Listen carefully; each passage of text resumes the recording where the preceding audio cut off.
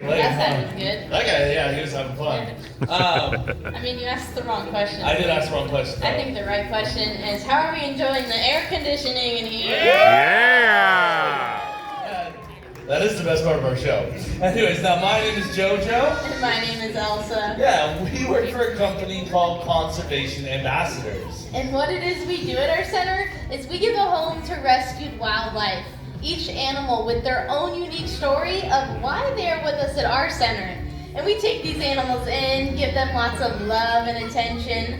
And the ones that we can, we train to travel, taking mostly to school groups. But today, we brought some amazing rescue wildlife to share up close and personal with you guys. And our first guest is an absolute star of these programs. And she is a little bit famous here at Seaworld. Her name is Tater Tot. Check her out.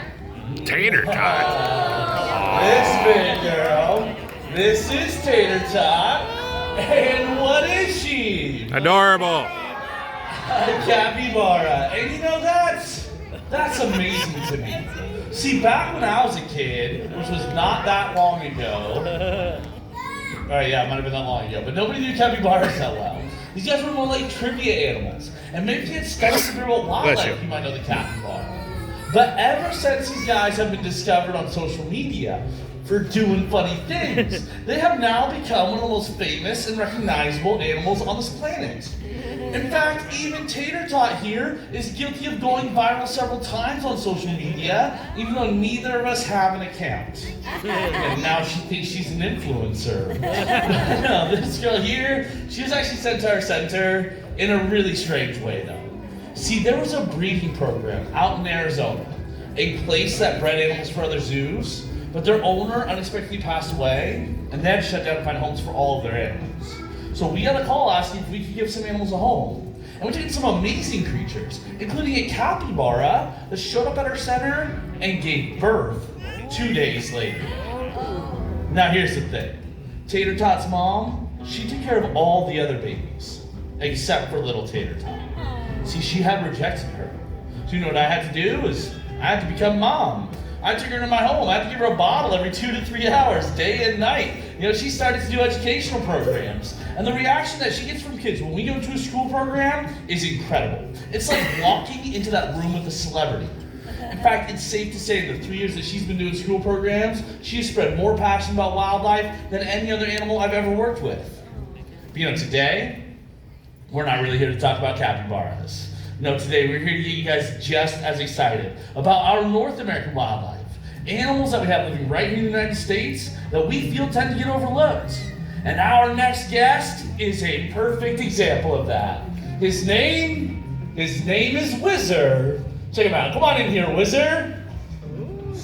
This big guy, this is Whizzer, and he is a turkey vulture. Now, look at that bald head. I've seen JoJo's dad, and JoJo is probably going to look like that in a few years. But turkey vultures, they wake up in the morning, and the first thing that they do is they spread those big, beautiful wings and sunbathe. And once they're nice and warm, they take flight.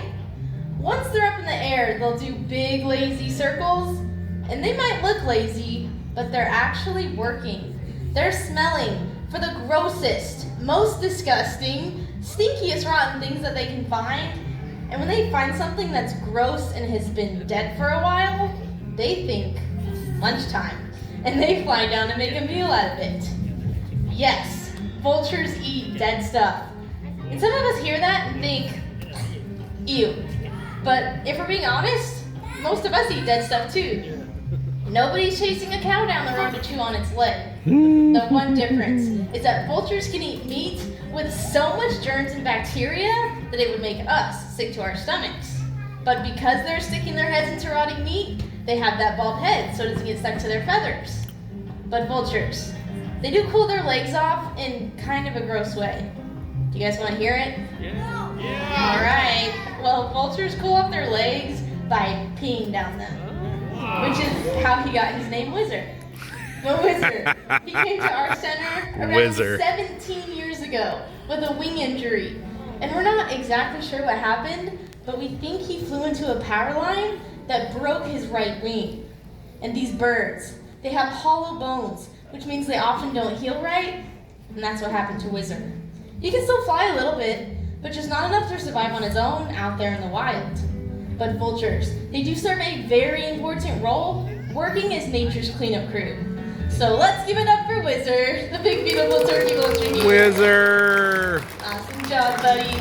Now our next guest.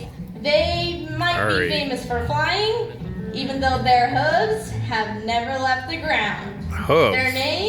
Their names are Holly and Tinsel. Oh, I forgot they're Come here. on out here, girlies. I knew the boy was here, but they've got Holly and Tinsel now. These two. This is Holly and Tinsel. Oh my gosh. And you might recognize their kind from Christmas movies because they are reindeer.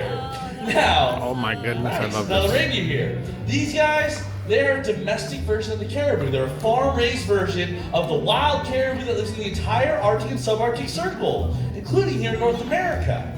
And you know, reindeer and caribou, these are fascinating animals to me.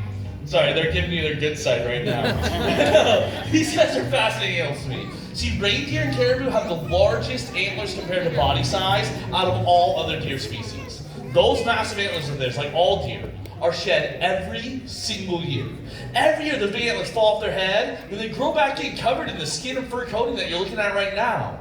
Once it reaches that full size, they rub all that off in kind of a bloody mess. And that's when you're left with the beautiful bone antlers that we're used to seeing.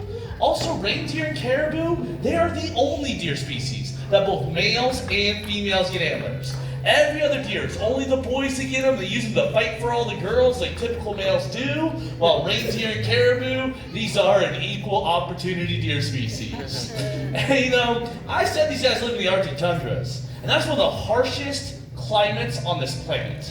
And that exceptionally harsh climate fuels a massive land migration here in North America. See, there's a herd of over 200,000 caribou that travel 1,500 miles south along the Porcupine Riverway to escape the winter cold and find new food sources. Then they travel 1,500 miles back up north to escape the mosquito hatch.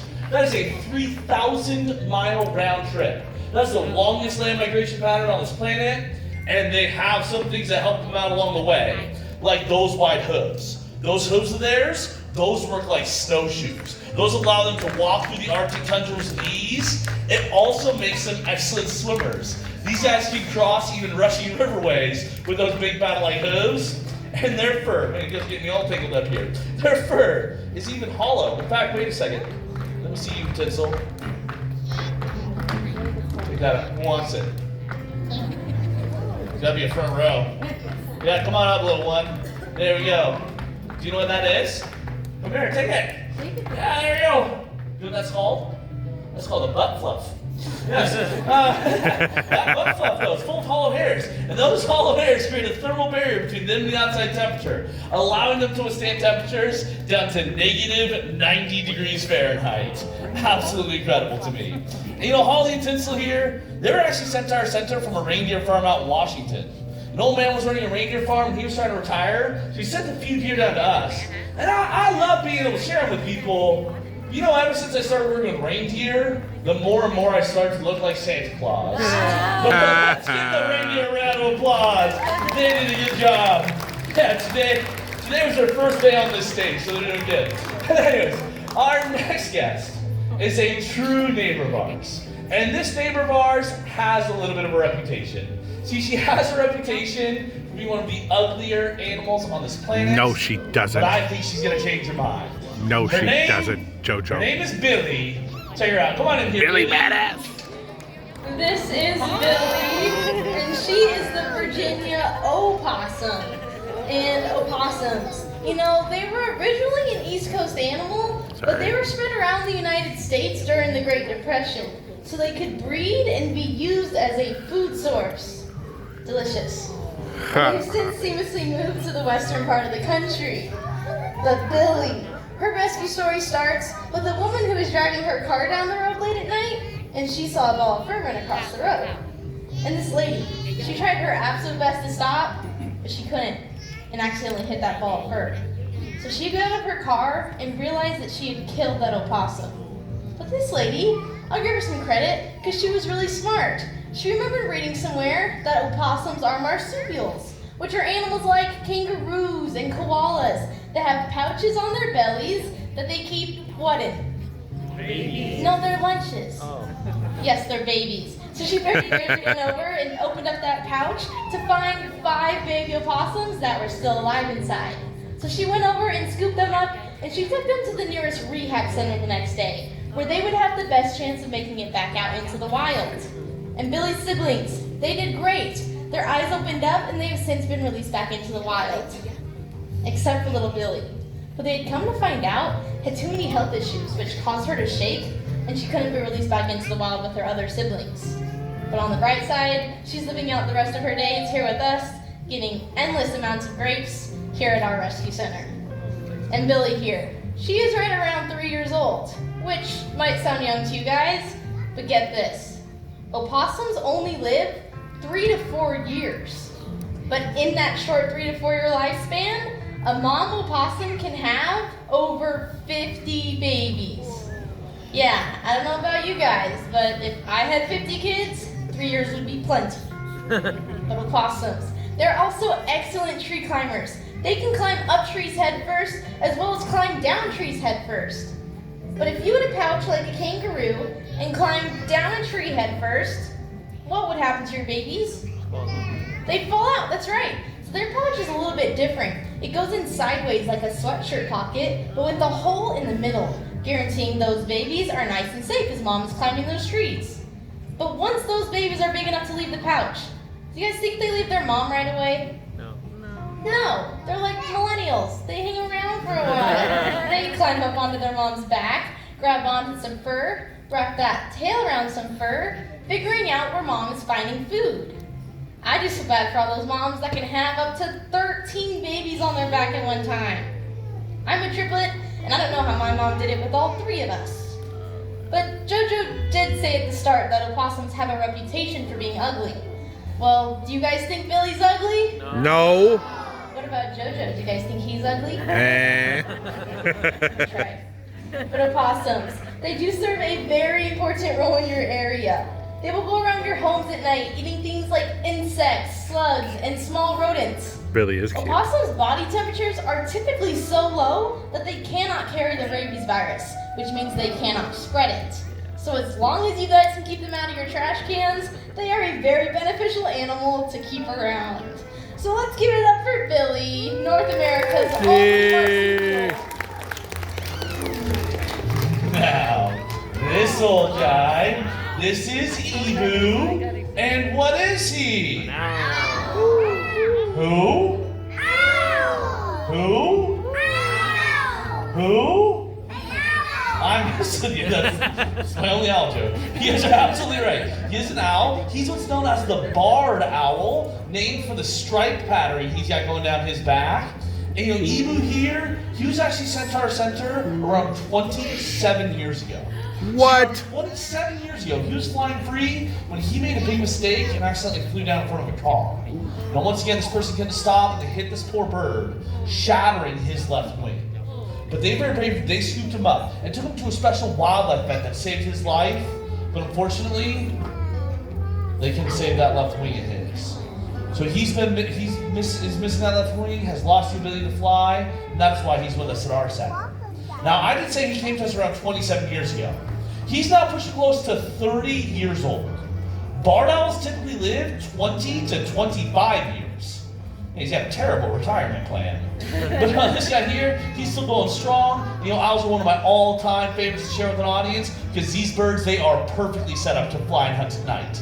The first thing that helps them out are those eyes. Those big owl eyes of his are so good at seeing at night that if it was so dark in here that you could barely see your own hand, this owl can see everything about as well as we can right now. That's how good his eyes are. But there's a problem with his eyes. His eyes are so big. His eyes take up so much room in his owl's skull that they're actually stuck facing straight forward. So if he wants to look to the left, he has to turn his whole head to the left. To the left. Left. I think he's broken. Alright, try the other way. If you want to look to the right, just hold it to the right. right? I'm a great trainer. that's why he's got that flexible neck, and he turns his hand almost one full time all the way around. Now, for the second thing that helps him out, though, for this, I need a volunteer from our front row. Who wants to volunteer? Front row. Your hand shot up first. These kids are slow. Stand up for me. Yes. All right, stay right there. All right. Now, listen to the sound this bird makes when he poops. Oh. No, any chance to crap on the Dodgers. But no, do me a favor. Can you put him on his back for me? Is he soft? Nice. Let's give our volunteer a round of applause. They did great. Yes, back to your seat there. Now, this guy though, he has super soft feathers. Those extra soft feathers combined with his specialized feathers called comb feathers that break up the wind, those two factors grant him the gift of silent flight. And that silent flight helps him out in two ways. Because if he was flying through the forest at night, he wouldn't only be looking for food, he'd be listening for food. And if he was up there going flappity, flappity, flappity, he can hear the mice and the rats that are down on the ground. The second way it helps him, those mice and rats, they don't hear him coming. He can make a sneak attack to capture his prey.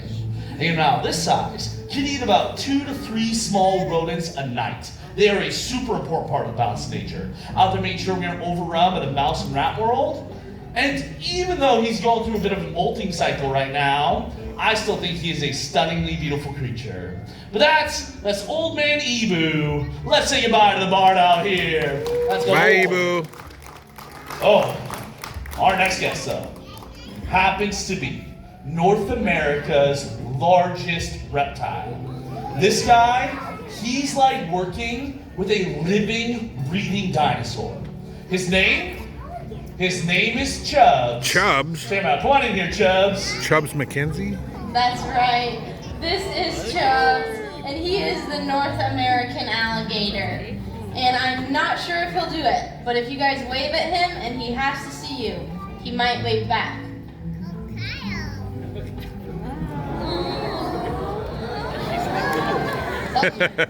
But Chubbs, he was found living in a fraternity house in Northern California.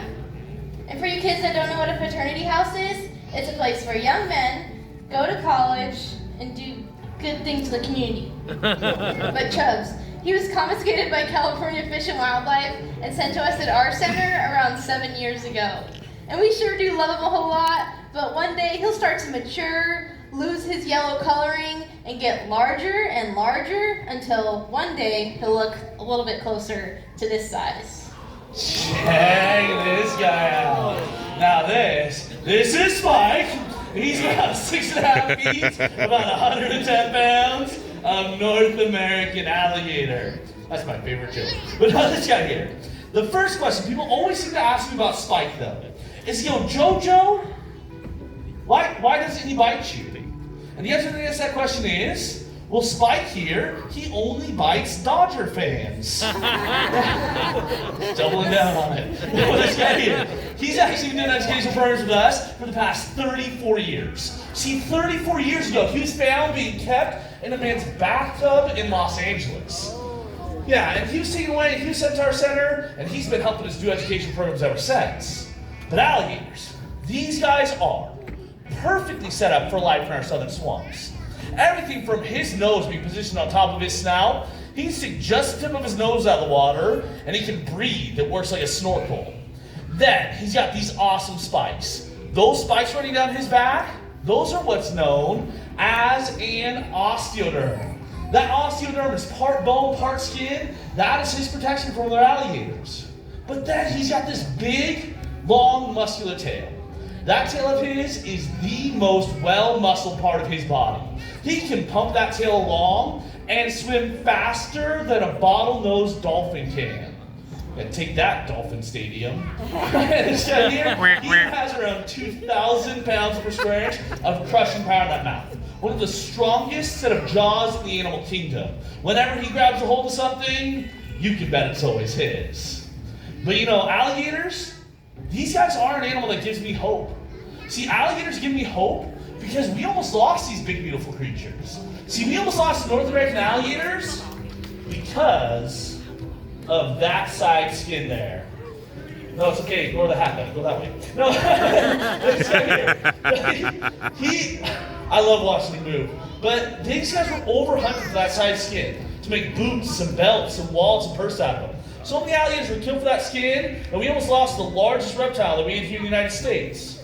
But do you guys know what happened? People got involved.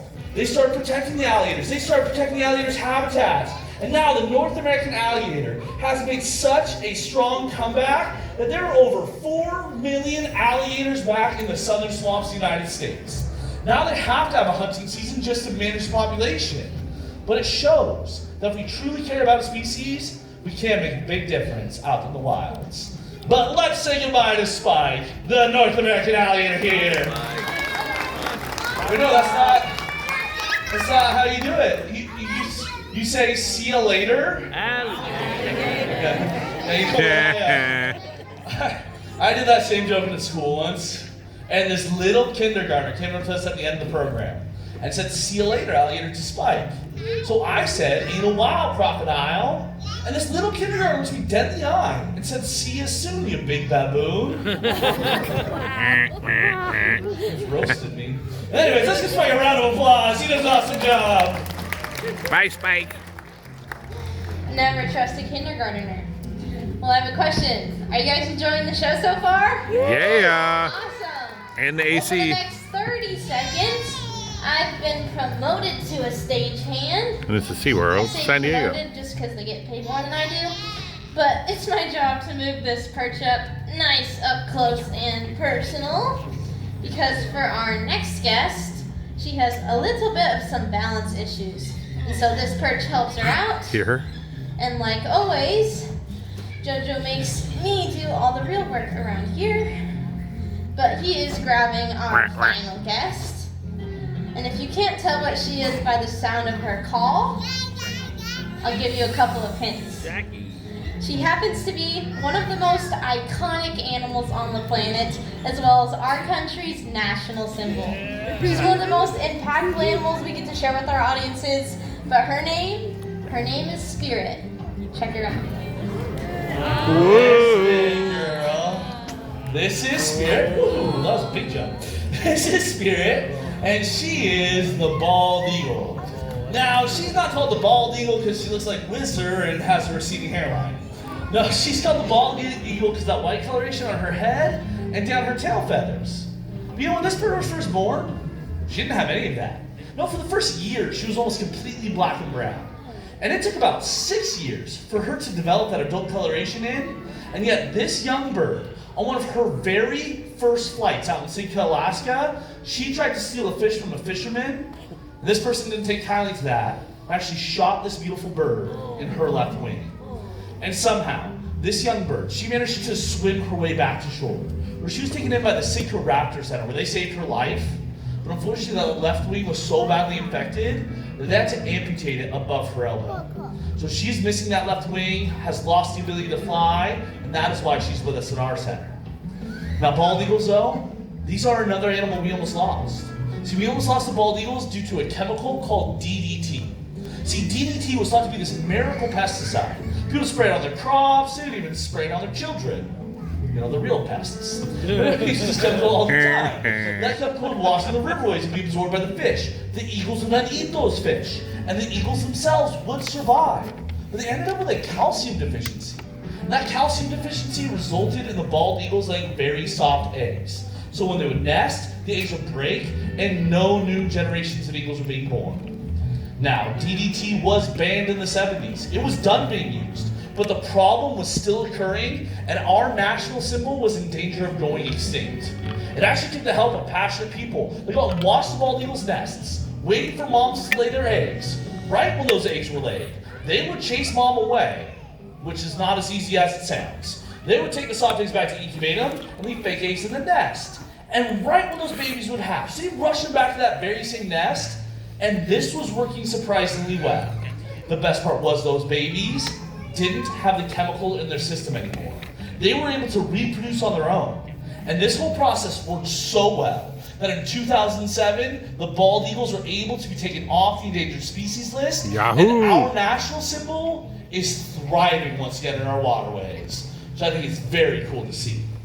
And you know, these birds, they're incredible animals. She has eyesight that can see 6 times farther than yours or mine. She has around 700 pounds per square inch of crushing power in those talons of hers. If she had both her wings, she would have around a 7-foot wingspan. And these birds are even known, if they catch a fish that's too heavy for them to fly with, they will swim it back to shore. They are perfect fishers, scavengers, and hunters, and I am truly honored to be able to share her with you guys. With that is Spirit. Let's give the Baldy a round of applause. She is a beautiful bird. Yeah. I'll tell you what, did you guys enjoy those animals? Yeah. Well, we hope you did. We hope you guys learned something, maybe gained some more passion about North American wildlife. But before we let you go, we don't feel like we're doing our job unless we say this last part. And that's if there's anything that you guys care about. Whether it's people, plants, animals, or the planet itself, get out there and do something about it. And you guys have already done some good today. By supporting Seaworld, you've supported a company that has now rescued over 43,000 animals, let alone support small rescue centers like ours.